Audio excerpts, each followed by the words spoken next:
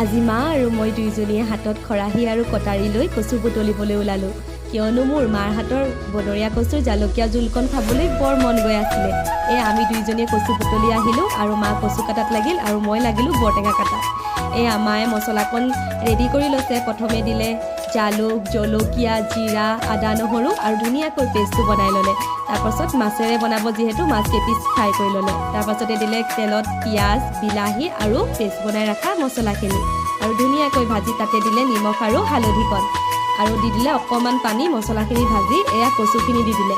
মায়ে আগতীয়াকৈ কচুখিনি বইল কৰি নলয়, এনেকৈ ভাজি ভাজি গলাই কচু তৰকাৰীকণ বনাই খাবলৈ বৰ সোৱাদ লগা হয়।